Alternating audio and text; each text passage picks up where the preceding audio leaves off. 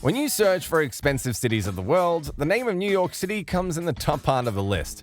New York City's high cost of living is due to its booming economy and large job market across a variety of industries. But the cost of living in NYC isn't that much of a deal for the 99 billionaires living in the Big Apple.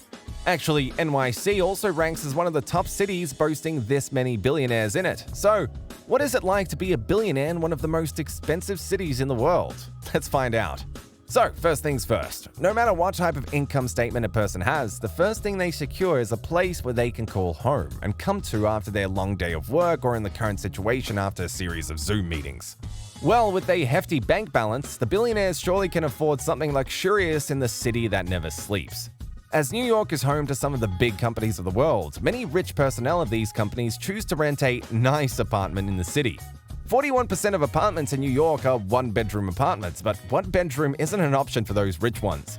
They go for the luxury rentals instead. The booming market for luxury rentals in Manhattan has led to a new market segment, the $100,000 a month rental. Demand for ultra-luxury rentals is soaring in Manhattan as more wealthy buyers decide to sit on the sidelines and rent. At the same time, more sellers of trophy penthouses and pricey townhouses are opting to rent to cover their monthly costs rather than letting their properties languish on the market. One of the most glamorous luxe rentals on the market is the penthouse at 56 Leonard Street in Tribeca, a shimmering new glass condo tower often referred to as the Jenga building for its stacked block off-center design. The 6,000 square foot pad, 56 stories up, has 14-foot ceilings and soaring windows overlooking all of Lower Manhattan and the rivers.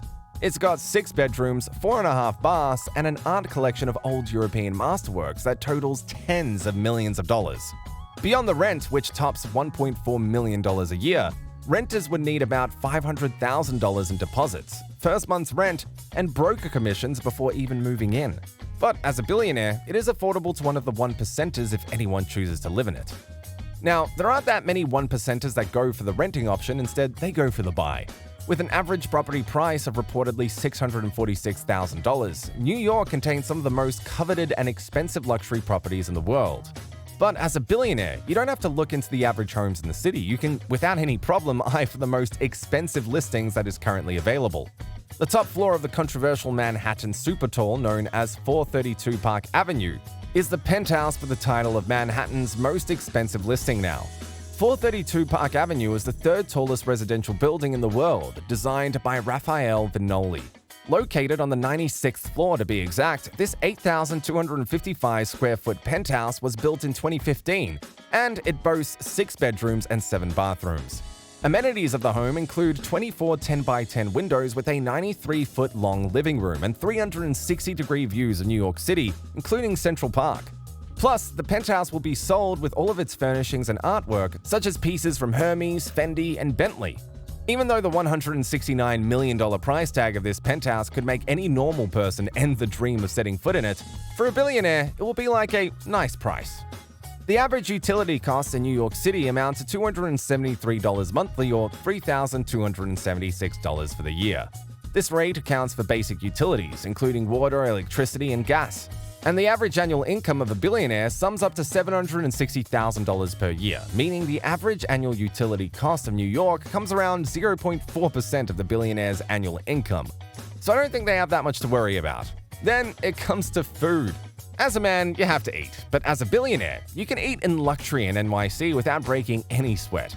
When it comes to some of the top restaurants in NYC, Massa is among the top tier, of course, for the rich ones. There are just 26 seats in Massa, an elegantly designed Japanese restaurant in the Time Warner Center. The most interesting thing about this restaurant is that you can't expect to order from a menu at Massa. Chef Masa Takayama creates dishes and serves guests as he pleases, using a wide array of exquisite and exotic ingredients often flown in from Japan. All diners will spend about 2 hours having an unparalleled omakase experience. The best seats are those at the bar, where you can watch Masa at work. Diners will be looking at a $400 to $750 bill per person for a 26-course meal. If someone thinks of visiting Massa every day of the month, it can sum up to $23,000, which can seem more than a stretch for the average, but not for the billionaires. It can fit easily into the monthly budget of a billionaire, but I wonder if a billionaire would like to visit the same restaurant every day.